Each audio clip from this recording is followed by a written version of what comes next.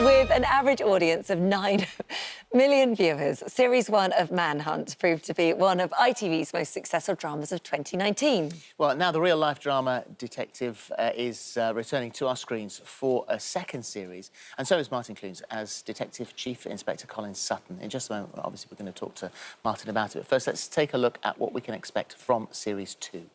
And Martin joins us now. It's so lovely to have you here, as always. And I tell you what, this is a beauty. It's so popular with everyone. And you only really have to look at real life to get the best sort of drama, don't you? And these are based on the real-life diary entries of Met Police Officer DCI Colin Sutton, who was an extraordinary police officer.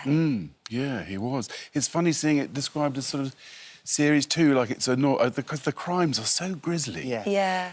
It's like, here we're back, but we are, but it is Series 2, I guess. Yeah. Well, it is, but it was enormously successful. 8.7 million viewers in Series 1. So you're back playing Colin Sutton. 30 years, as Holly said, a senior investigative officer.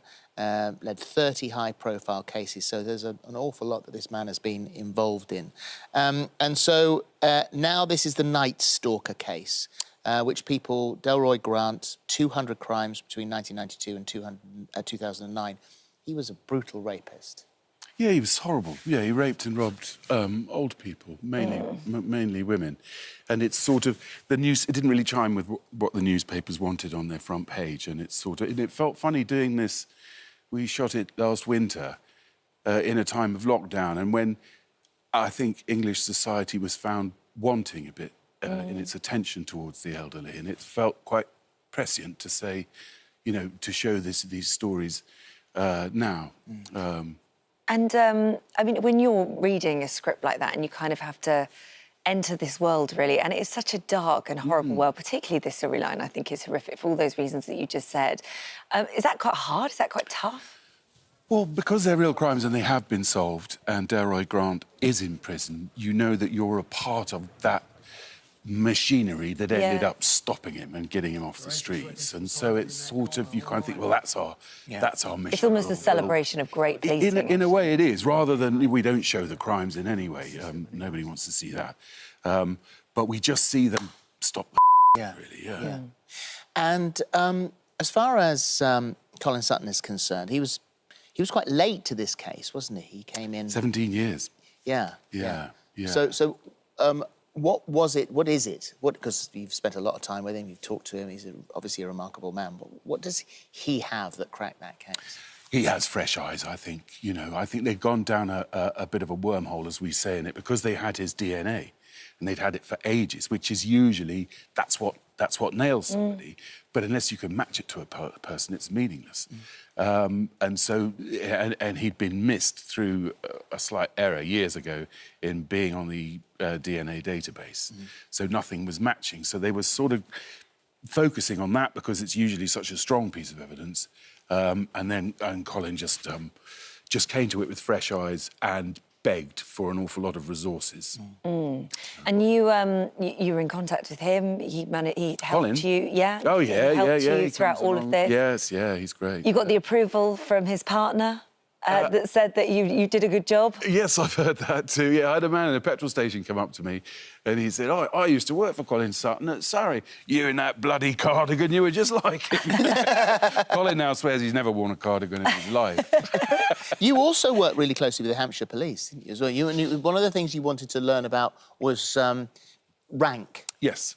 Well, in the first one, because that was Colin's first job as senior investigative officer on a big case, and just to see what that meant, how things trickle down and how people treat each other. But it was absolutely fascinating, and seeing how hard people... I know that the police get so many knocks at the moment, don't they? And maybe that's one of their roles, is to stand there and take those knocks.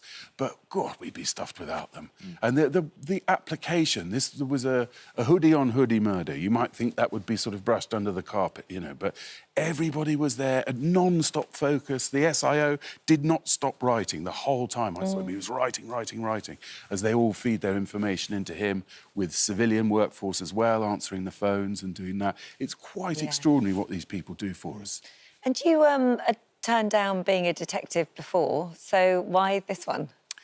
Because the one I don't really enjoy those of the yard, I call them. You know, those generic TV things where he's a florist and a cop. You know, that the sort of returning dream, which quite often do major out on the cinematography of the act of violence or something grisly. A Russian prostitute's body at the opening. Do you know what I mean? Yeah. That kind of, I didn't really like those. But the whole challenge of this was, A, the type of guy that Colin is, and B, the fact that we're just dealing with the resolution and solving the crimes.